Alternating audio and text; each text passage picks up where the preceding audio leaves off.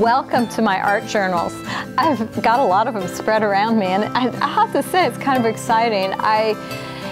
It's hard to believe that there was a time when I did not make art journals, but there was. I didn't art journal at all back in the day when this was the big trend. I was an exhibiting artist in those days, and I didn't have time to do an art journal, and I thought, what's up with that? Why are people making art in journals? I just didn't really get it. And then my life changed, and I started running StencilGirl products, and I started teaching all over the country, and suddenly I didn't have time to make any of my own art anymore. So I started working in these journals, and this is probably the very first journal I made. I was teaching a class in New York with some of my friends, and part of it was actually the construction of this physical journal. And this is like the first page I did, and it's like such a thrill to look back at it, and I think, oh my gosh, here I am now, you know, these years later. But anyway, when I first started out, they were a little bit of a mix of kind of what was going on in my life and travel, and I just mixed it all up. I love that spread. That's just such a pretty background. I didn't take it any further. I just loved the way it looked. But nowadays, I tend to have different journals for different purposes. Like when we went on an overseas trip, I made these small journals, one for each city that we were going to be visiting. And then I took some art supplies with me, and so I had these little baby journals. This is the one from Florence, Italy. And so there's a little journal for each town, and I saved little snippets of things that I picked up, admission tickets and business cards and so forth. And it's just such a great memory. Every time I pick this up and look at it, it really pleases me. So you can make travel journals like that, or you can make journals where you just spill your guts. And trust me, I've done a lot of that. It's just a great place where you can make art, and it doesn't matter what it's about or what you're using. I mean, some of these, here's a piece I made when my husband's sister died. And we were at the funeral, and you know, of course I have my journal, and so I started messing around in it. And here I just tried the word art journal.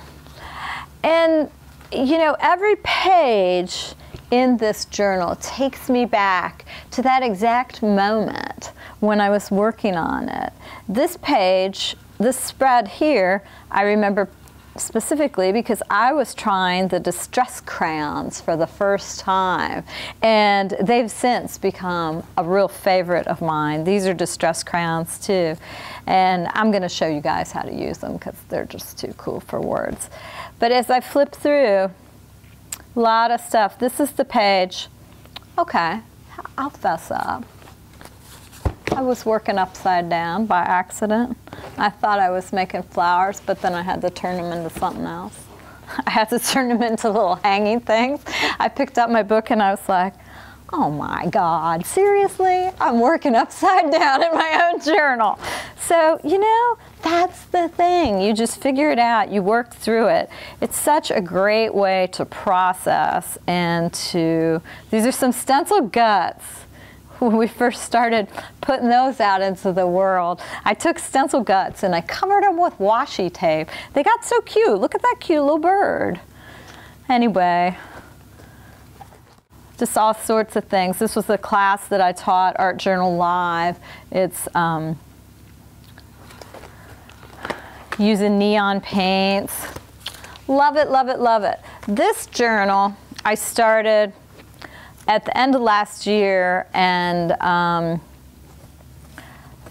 mean, look, it's almost finished, and I've only been working in it, I don't know, maybe 4 months, not even that long, but I just started going crazy and creating more and more and more. I think there was so much going on in life that I needed to escape right inside this book, and I love that my journal allows me to do that. This one, I thought I was doing a spread about age, and I'm working it and I keep looking at it, and then all of a sudden I realized it's about being in a cage. That might be too much information for you, but anyway, you know what I'm saying. This is my little place where I can go and I can just write. I am sick of being sick. This was January. See, there you go. So a journal is a great way to expand yourself artistically, creatively, to experiment with new products, to put down your thoughts, to scribble, to white it over, to black it out, whatever you want to do, you can find a place to do it in your journal. And I want to show you and bring you along for the journey and show you lots of techniques. And I hope that you'll come and play too.